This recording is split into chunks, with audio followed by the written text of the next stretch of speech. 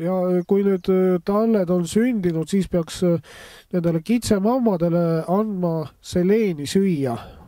Äärmisel juhul tuleb teha siis seleen süsti tallele kui ka siis kitsele endale. Kõige parem oleks niimoodi, et seleeni anda graanulites. Neid nad söövad kõige meelsamini. Seda seleeni just sellepärast, et Eesti mullas on seleeni puudus. Ehk siis teisõnu, kui seda seleeni, seda mineraalainet on vähe, siis selle tagajärjel tekib selline valge lihastõbi, mis on väljendub selles, et nad poegimisalatus võib tekkida, et hakkab poegima, aga jääb pooleli, nii et võib-olla pea juba paistab ja kui sa ise juures momenti ei ole, tihtipeale nad öösel just poegivad ja sa ei taba ära, siis seda lihtsalt, kas tal hukkub või läheb, kui hullemal varianti läheb koos kitsega, et ema ka siis. Ja talled, kui sünni on poeginud, siis nad on üsna jõuetud, nõrgad, väga palju on suremust. Suremus on siis väga suur. Jah, meie alguses olime ikka nii hädas, et oma arust oleme kõik teinud, söötnud, jootnud, hoolitsenud ja talled surevad käes, et see oli ikka hirmus. Ja kuni me siis lõpuks saime teada, et Eestis on seleeni puudus ja tuleb anda juurde, et tuleb minna vettapteeki või sinna vettpoodidesse, kus on siis need jõusöödad, mineraalid ja sealt saab siis seleeni mitmel moel juba on seda, küll saab vette panna, küll saab süstida, küll saab graanulites, et kõige parem on see, mis on jahuna või siis graanulites, sest see ladestub, üleliigne seleen ladestub sellisel juhul looma rakkudesse ja siis nad tarvitavad seda vastavalt vajadusele. Ütleme, kui on süstitud seleen, siis on selline lugu, et see toime on circa 3 kuud, kõige rohkem, aga see ei ladestu, aga ütleme seda süstimist kasutada sellisel juhul, kui on tõesti häda käes, et näed, et loom jääb jõuetuks. Nõrk ta kukub kohe ja ta vaarub isegi vahest, ta on niimoodi nagu vähe purjakil oleks. Et see on jah, ja see on kole vaadata ja kui sa ei tea veel, mis viga on, et siis on nagu eriti hirmus. Et jah, et seda peab kindlasti nagu ja ütleme, seda süstida on suhteliselt lihtne lihasesse. Kuigi nad hakkavad siis nad hakkasid tõmblema. Ja siis nad hakkavad peale selle süsti tegemist, muidugi see seleen on vaja teha kuumaks, sest see on õli baasil. Mõned on eriti dramaatilised, nad viskavad maha ja siis on see kisa. Kisa on hirmus. Ja, et kui naabrid mööda lähevad, siis mõtlevad küll, et seal on loomade piinamine. Et käib loomade julm tapmine. Ja või mingi nuhtlemine. Et siis on jah, see kisa on hirmus, et kits on niisugune õrnatundeline. Ta on nagu valutundelus on väga niisugune madal, jah, et ta ei ole jah. Nii kui saab, ütleme, haiget, siis ta tõstab kisa. Ja hädakisa on siis kohe taevani. Et esimest korda, kui loomaarst meil tegi, ta ei olnud ennem teinud. Esimest korda tegi meil kitsedele. Ja siis ta täitsa ehmus ära, mõtlesid, ei tea, mis nüüd on. Loom rabeleb, piskleb, hüppab mööda seina üles, kukub maha, küliti, siputab jalgadega. Oli päris hirmus. See vaatepilt oli, ütleme, ehmatav, hirmutav, aga seda on vaja teha ikka. Aga ütleme, kui on tõesti häda käes, siis tuleb seleenisüste. Aga muudel puhkudel on ikkagi kas siis jahu või siis granuleeritud seleen koos vitamiinidega. Et siis on, kogused on teada, kui suured on lehmadele, siis tuleb enam-vähem 5 jagada. Arvestada looma kaalu järgi.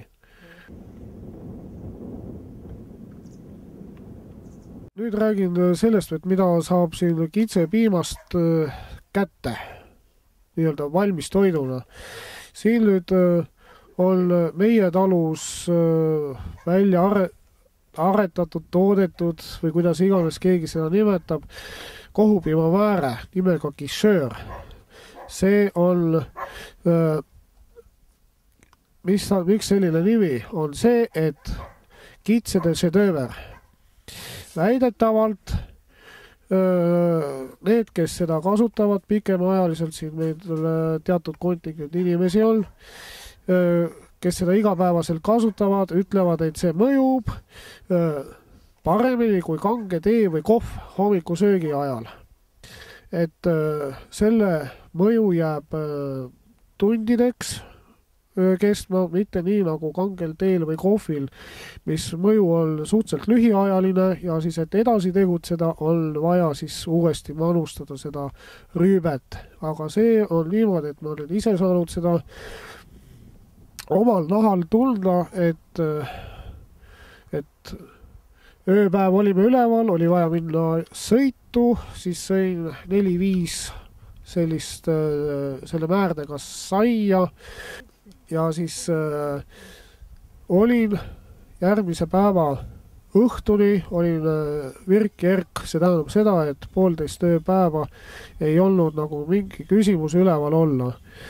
Ja eelnevalt, kui siis sai uuesti sõitu asutud, sai sama menüü tehtud ja kell 11 öösel, ütleme teise päeva õhtul öösel, sai siis puhkama heidetud ja magasin nagu väike laps kuni hommiku tõusmiseni. Et reegli on niimoodi, et mul endal, et kui olen üle väsinud, siis uni ei tule kuidagi.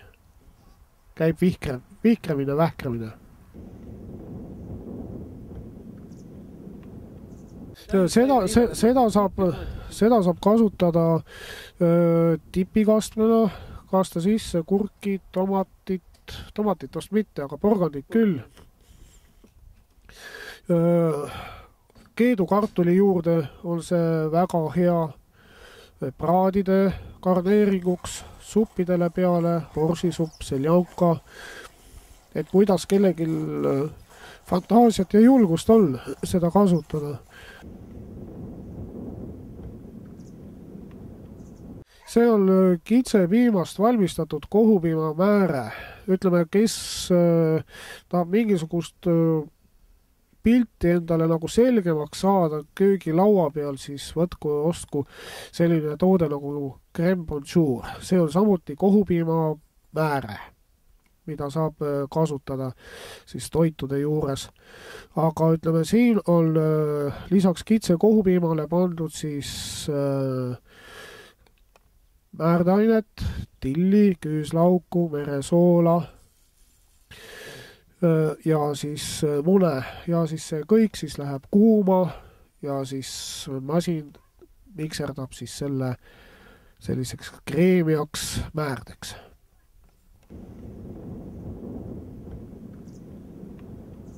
Et juuste teeme mitmesuguseid ja siis ütleme, mis on rahva hulgas on populaarsed, on meeste juust, naiste juust ja kriuksujuust. Kriuksujuustu, ütleme, omapäraks on see, et kui seda süüa, siis see hambal kriuksub. Ja meie peres seda süüakse peale einestamist, hambapasta ja harja asemel. Et kui seda igapäevaselt tarvitada, siis põhimõtteliselt võib hambaharja ja pasta ära unustada.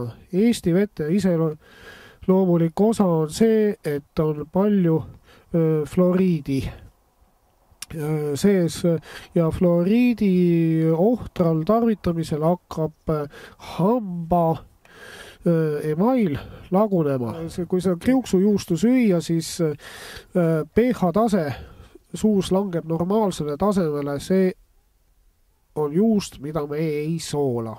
Kriuksujuust normaliseerib pH taseme suus. Meie kasutame sellist juustu kuni 3 päeva vanustena ja ütleme, hambaarsti juures isiklikult olen käinud tõmbamas välja viimase poole aasta jooksul ainult tarkuse hambaid.